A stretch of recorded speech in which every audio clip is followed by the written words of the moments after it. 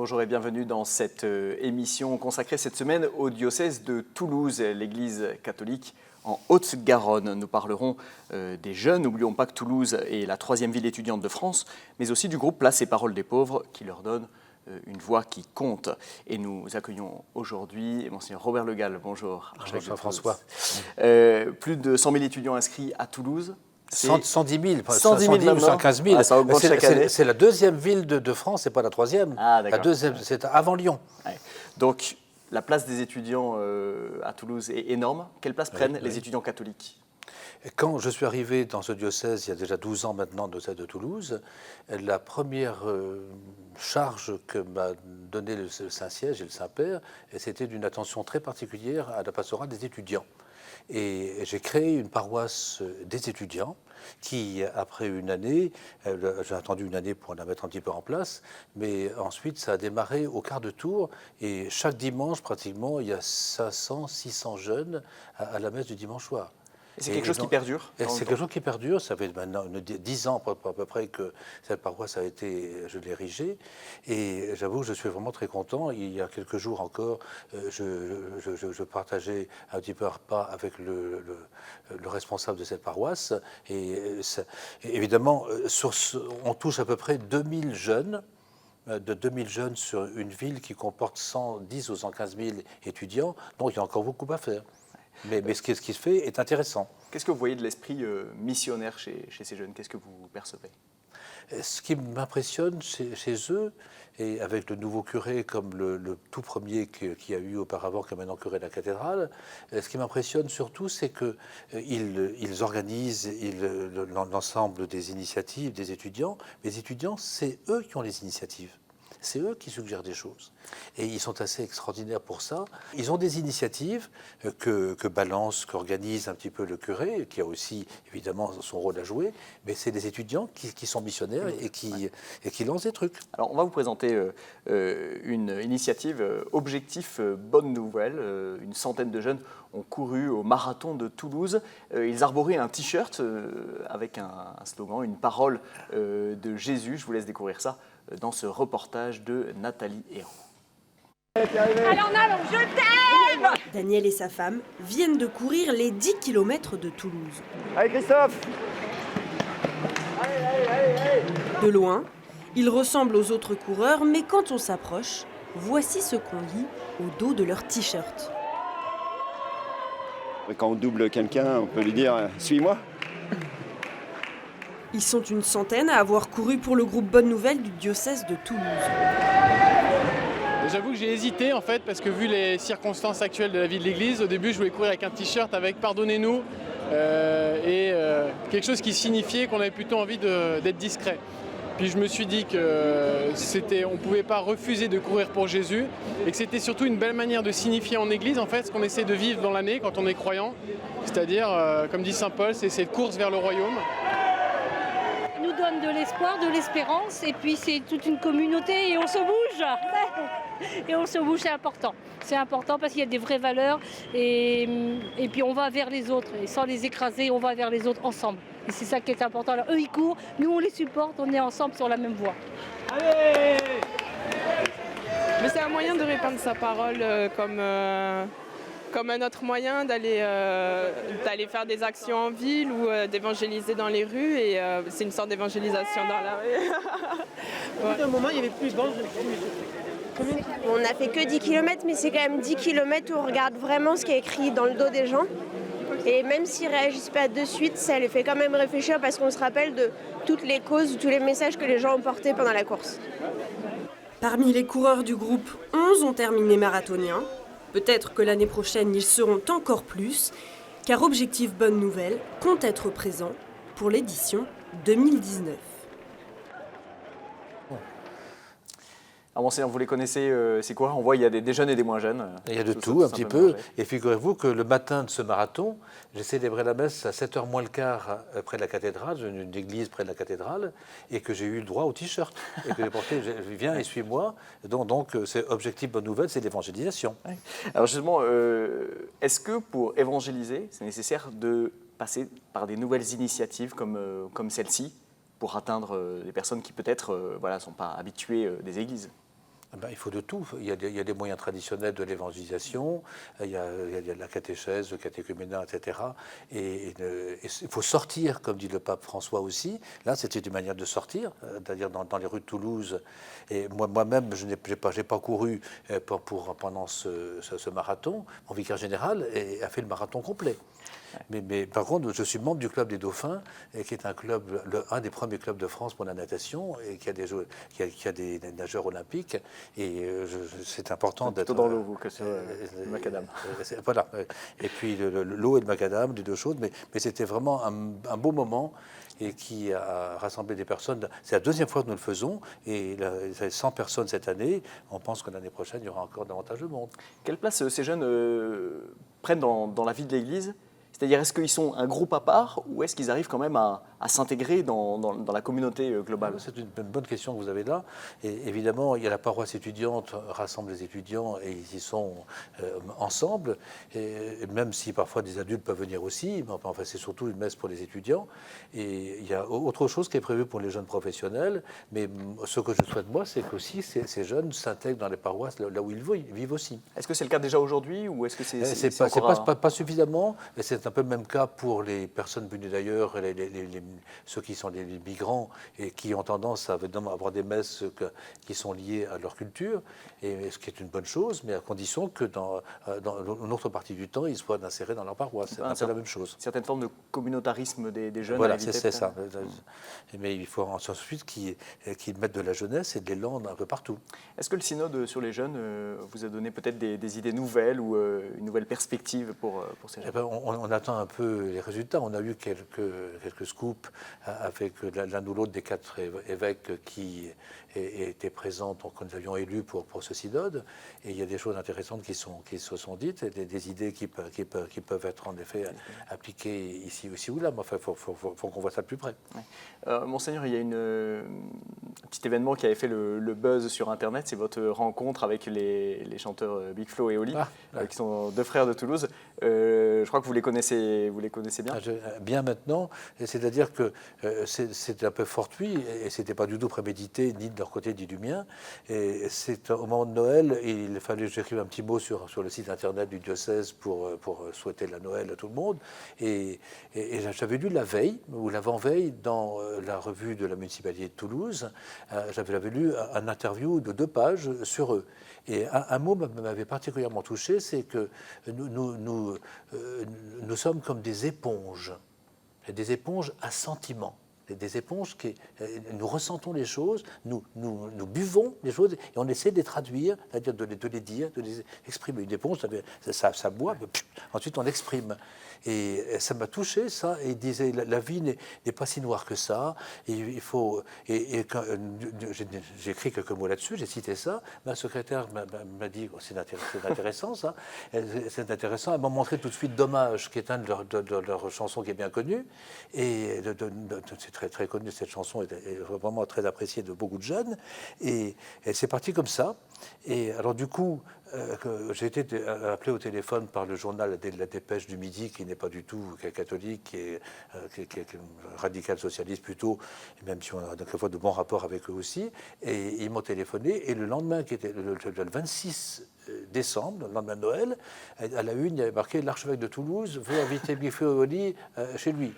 Et puis il y avait toute une page à la fin d'un des cahiers sur cette interview. Et c'est comme ça que vous les avez rencontrés. Et c'est comme ça. Et ils ont appris que j'ai invité par la presse. Ouais. Et puis moi je partais à ce moment-là après Noël pour un moment.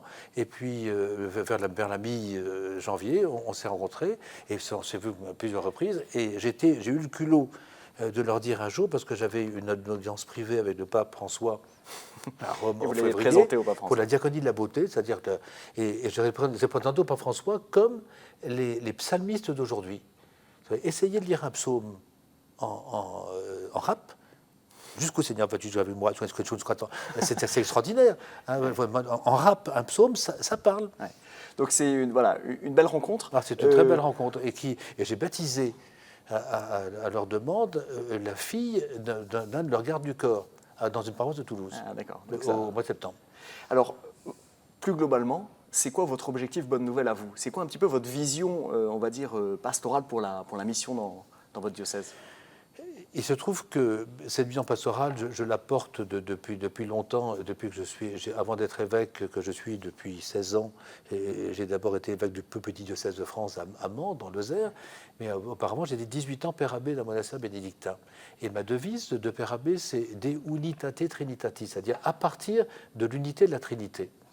Donc c'est essayer de faire l'unité des communautés dont je puisse avoir la charge, mais pas de mon propre fonds, ce qui est absolument incapable, mais à partir de cette grâce de notre foi chrétienne catholique, dans notre credo, c'est un Dieu, un seul Dieu en trois personnes, le Père, le Fils et l'Esprit Saint, au nom de qui nous sommes baptisés, au nom du Père et du Fils et du Saint-Esprit. Alors si on veut faire l'unité, c'est toujours à partir de cette unité, et dans les prières liturgiques, on dit dans l'unité du Saint-Esprit. Alors comment se vit cette unité entre ville et campagne dans votre diocèse, sachant que Toulouse concentre énormément d'énergie et il y a aussi les campagnes autour. Est-ce que vous pouvez nous en dire quelques mots? Je me souviens que quand j'ai été nommé à Toulouse, un des cardinaux qui m'en parlait me disait qu'on a pensé que c'était important parce que c'est un diocèse qui est assez équilibré, parce que vous avez à la fois la grande métropole de Toulouse qui, par parenthèse, se grandit de 20 000 habitants, de 20 000 habitants, la grande métropole par an actuellement. Et donc, il y a à la fois cette métropole qui est très attractive et aussi des zones qui se désertifient, malheureusement, ce qu'on appelle le commun, c'est-à-dire c'est tout le Piémont pyrénéen et les Pyrénées elles-mêmes, parce que mon diocèse touche l'Espagne. Luchon, c'est à quelques kilomètres de l'Espagne. Et à d'autres endroits, nous touchons l'Espagne et la frontière. Donc comment vous articulez cette complémentarité entre ville et campagne? Eh bien, je pense que tout corps est fait de plusieurs membres. C'est-à-dire que tout le monde ne fait pas le même travail, ni la même grâce, ni la même spécificité. Donc vous avez à la fois dans toute la grande technologie, les grands Airbus, l'aérospatiale, et puis vous avez aussi l'oncopole, etc., qui est en pointe véritablement, mais vous avez tout ce qui va avec, mais vous avez aussi le vignoble du Fronton, qui est au nord du département, qui a beaucoup progressé. Vous avez l'élevage, je me rappelle de réunions qu'on avait organisées avec des éleveurs de brebis près de Luchon précisément. J'ai même reçu d'un berger un bâton de berger, c'est-à-dire un morceau de bois d'un mètre 70 à peu près, et qui est terminé par un morceau de fer arrondi. C'est ça, mais c'est notre pasteur. Et c'est fait pour marcher, pour menacer les prédateurs et pour ramener les brebis par les pattes. C'est ça, par les pattes comme ça. Donc ça dit beaucoup sur elle est toujours devant le tabernacle de ma chapelle à l'archevêché de Toulouse. Et ça vous rappelle et ça rappelle, et j'utilise quelquefois dans les célébrations. Ouais. Alors ce défi de l'unité se vit aussi dans les paroisses. Nous avons rencontré le curé de Montastruc, la Conseillère, c'est au nord-est de Toulouse. Le père Arthur Delef a suivi une formation Talentéo pour l'aider dans cette mission. On écoute son témoignage. C'est nécessaire aujourd'hui d'avoir ces éléments de management parce que c'est ce qui nous fait, non pas que les prêtres doivent devenir des managers, mais dans le sens où ça nous fait gagner du temps pour pouvoir être prêtre en fait. Donc moi, parce que j'utilise des éléments de management, je peux continuer à faire de l'accompagnement des personnes, de la catéchèse pour adultes, voilà, de la formation, je peux prier, etc. Parce que je gagne du temps dans le management. Moi, ce qui m'a intéressé dans Talentéo, c'était surtout cette notion de communauté C'est-à-dire l'idée, c'est qu'une personne sur la paroisse, elle ne peut pas s'intégrer d'un coup à une communauté de 400 personnes, 500 personnes ou 1000 personnes. Elle a besoin d'un sas, elle a besoin d'un petit groupe en fait, qui l'accueille, qu'elle connaît, qu'elle rencontre et qu'elle va avoir plaisir à retrouver à la messe, à travers lesquels elle va découvrir un témoignage de vie, un témoignage chrétien. Et voilà. Et donc du coup, j'ai essayé de concevoir ma paroisse dans cette perspective-là, que chaque personne appartienne à un groupe plus petit, mais qui soit sa vie chrétienne. Alors Monseigneur, cette formation Talentéo que vous avez vous-même expérimentée, oui. Qu'est-ce que vous avez vécu de particulier vous-même? Eh bien, on était le premier groupe d'évêques qui avons suivi cette formation. On était 14 évêques de tout le sud de la France, c'est-à-dire il y avait des provinces de Marseille, de Montpellier, de Toulouse et de Bordeaux, et qui étaient réunis là à Sufferchois, près d'Aix-en-Provence. Et on a eu 4 fois, comme ces sessions le proposent, 4 fois 2 jours, et ça a été très intéressant. Alors c'est des techniques un peu liées au management, au coaching, et qui nous parlaient pas toutes de la même manière, mais ça montrait comment organiser de manière efficace et pour un développement, pour une croissance un petit peu, par des techniques venues des États-Unis ou ailleurs, et qui nous ont intéressés.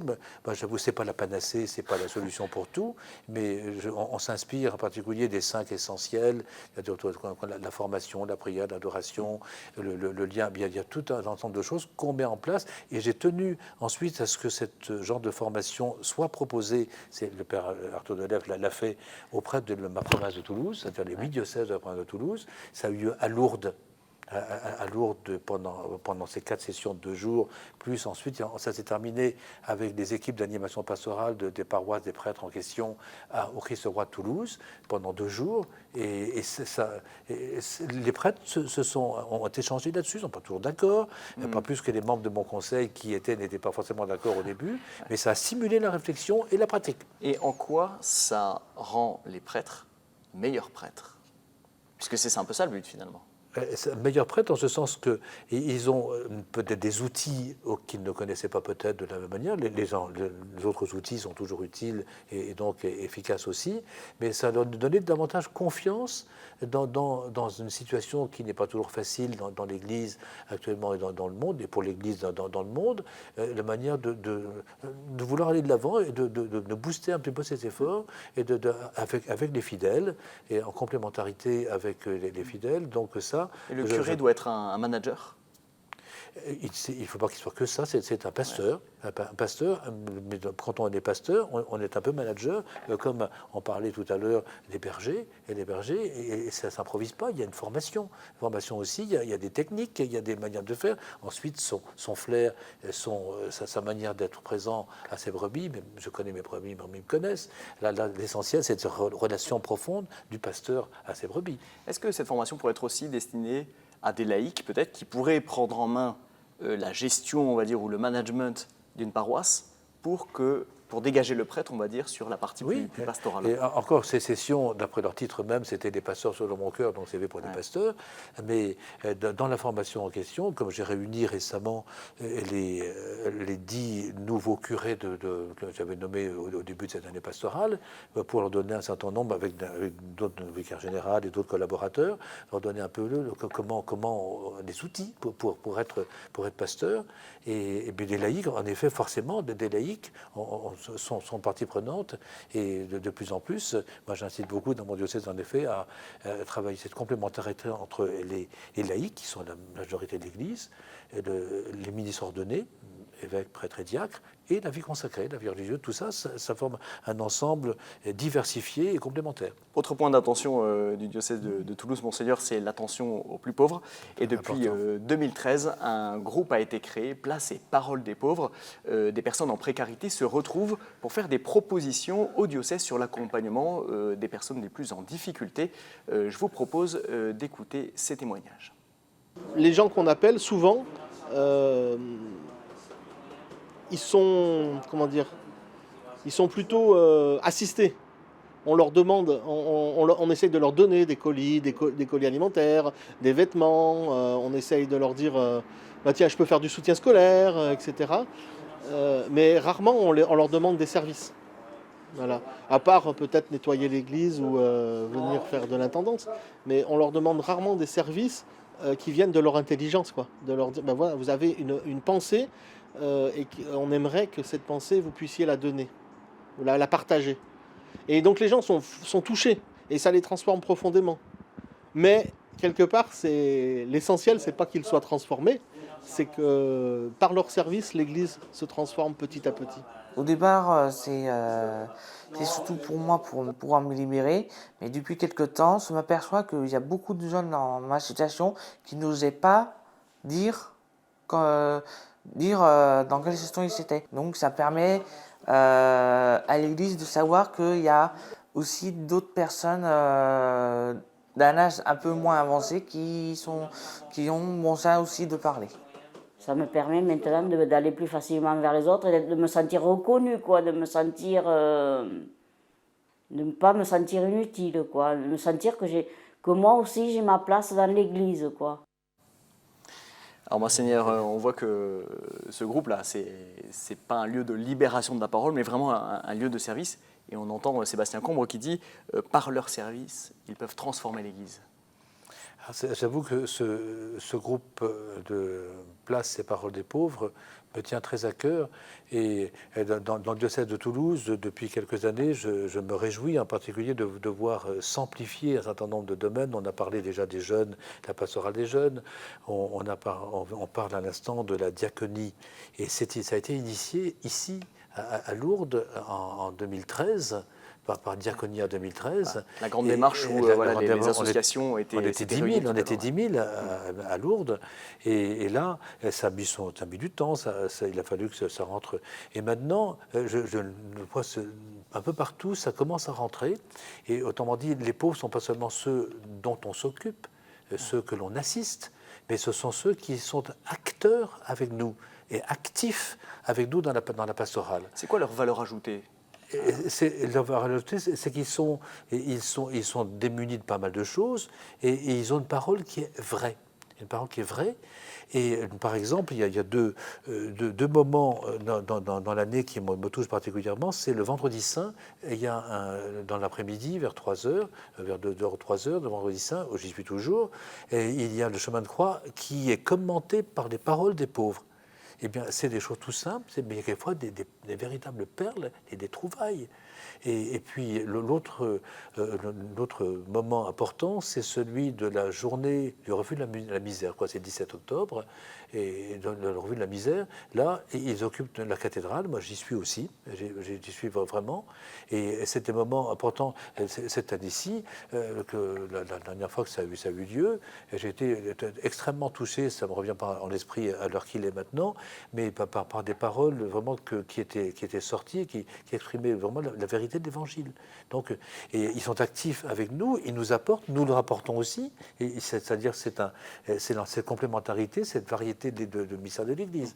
Est-ce qu'ils ont fait des propositions concrètes qui ont été retenues par le diocèse pour mettre en pratique? Nous avons tous les 4-5 mois, nous avons ce qu'on appelle l'Assemblée de la diaconie, qui circule dans le diocèse dans différents endroits et qui permet aux gens, à peu près 60-70 personnes, de s'écouter dans un lieu donné et à faire des propositions concrètes de présence. Ils sont liés particulièrement, entre autres, à une paroisse qu'on a dans un quartier difficile qui est celui du Mirail à Toulouse, la rive gauche de la Garonne. Et de plus en plus, et dans les paroisses, repérer ces personnes pauvres pour en faire avec nous des membres des EAP, éventuellement des équipes d'animation pastorale. Ça, c'est eux qui l'ont demandé. On a envie de faire partie des équipes d'animation. Suggéré, mais c'est eux aussi, mais moi je le souhaitais aussi de manière. Donc là encore, c'est un exemple de complémentarité entre nous. C'est bien reçu par les communautés locales ou ça n'a pas toujours été évident. Je vous dis, 2013, ça fait plus de 5 ans.